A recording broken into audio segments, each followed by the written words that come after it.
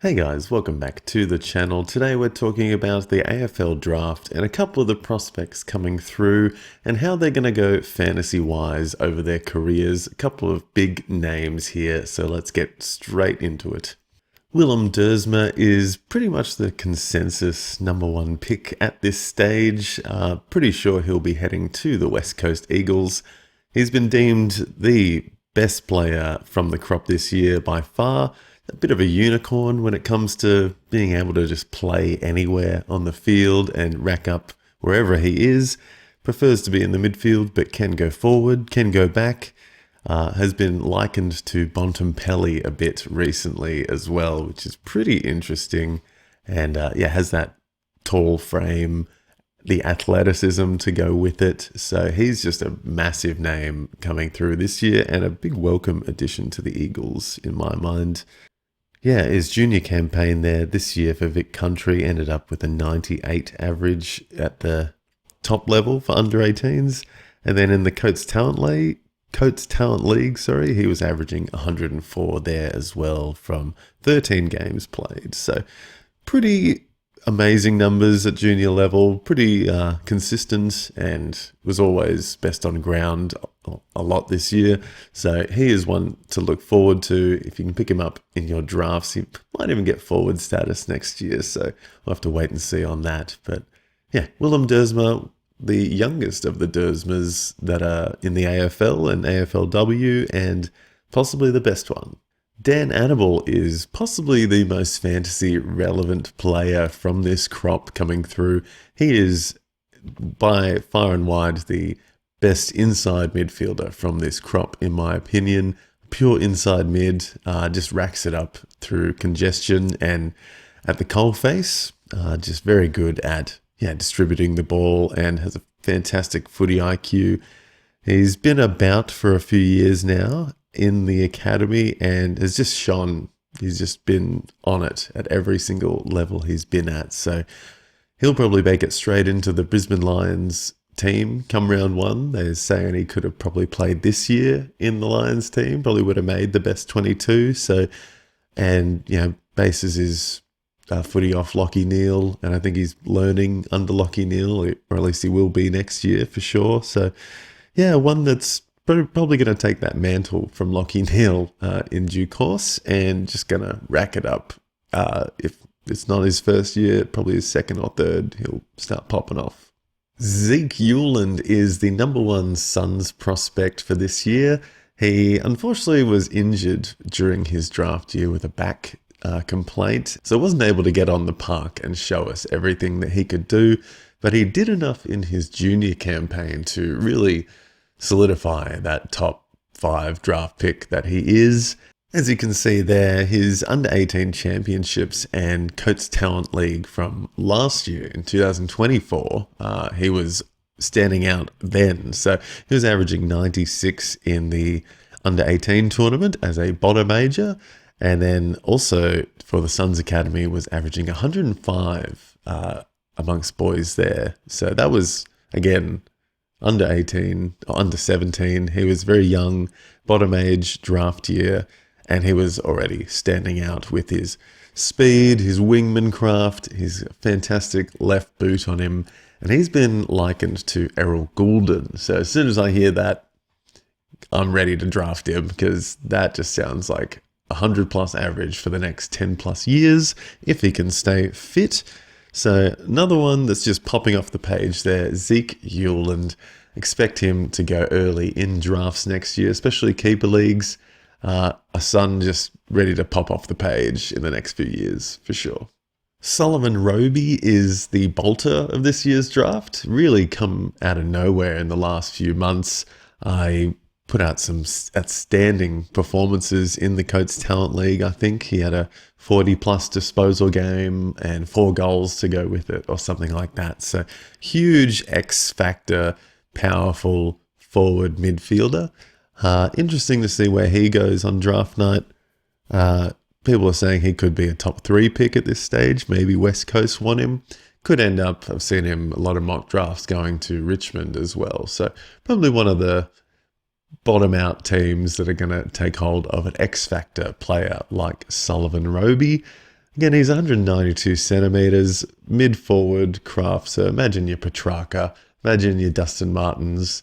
This guy's got the speed and the power, and yeah, that forward nous about him that just hits the goals as well. So yeah, the bolter of this year's draft, exciting prospect.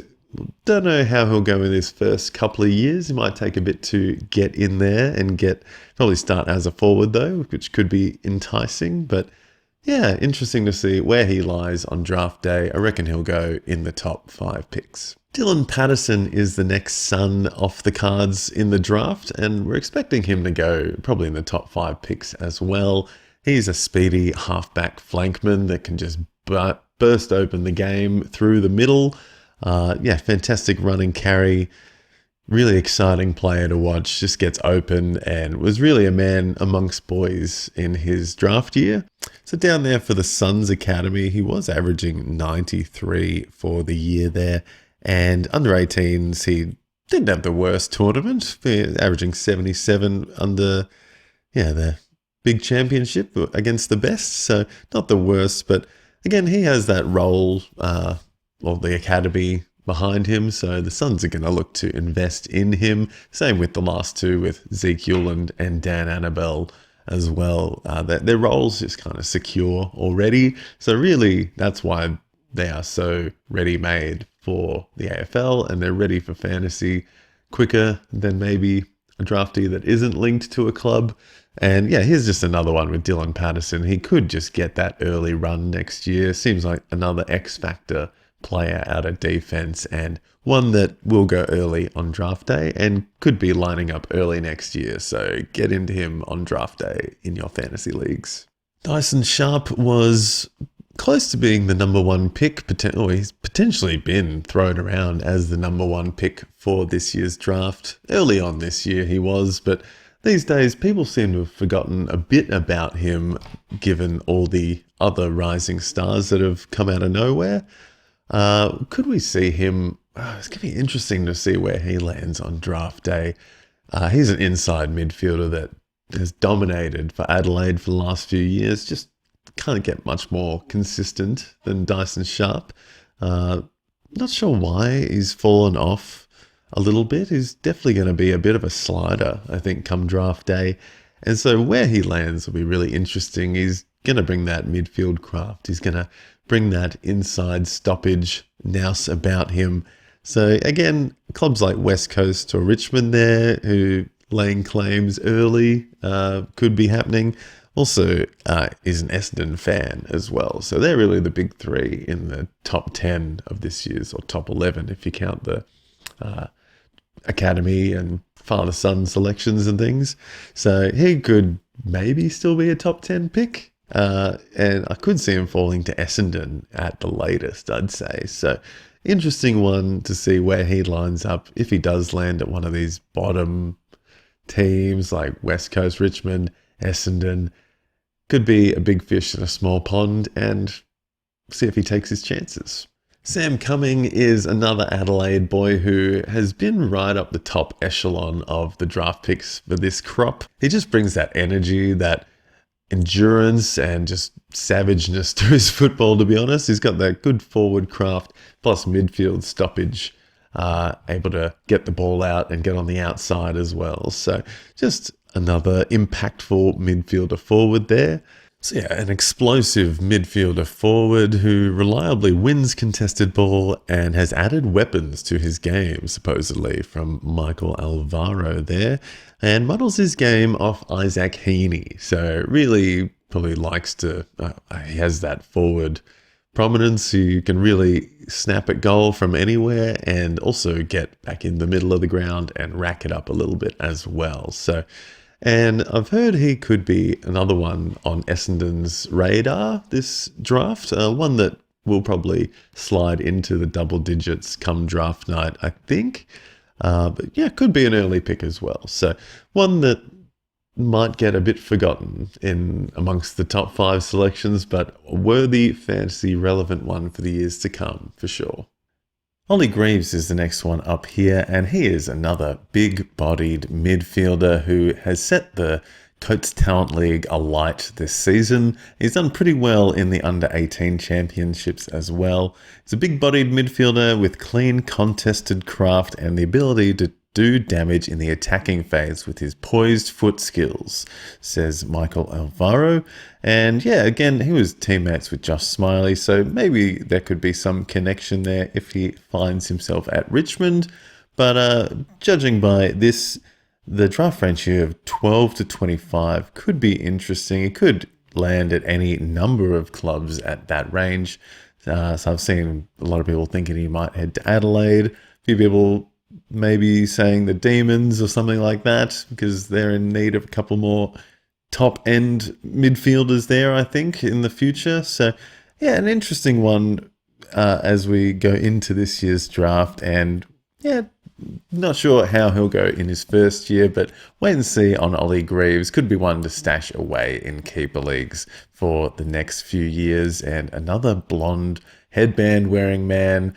Sounds like a AFL player if I ever heard one. So those are a few AFL draftees that I think are going to make a big splash in the AFL fantasy world in the next 10 plus years. Great careers ahead of these guys. And there's a few I still want to talk about in my next video, a few later down the draft order. People you might not have heard as much about in the upcoming weeks to the draft. So I want to do a deep dive into a few more in my next video, so stay tuned for that. And like and subscribe, guys. Keen to get into it this off season and really get some content out there, so any support would be great. And we'll see you guys in the next video.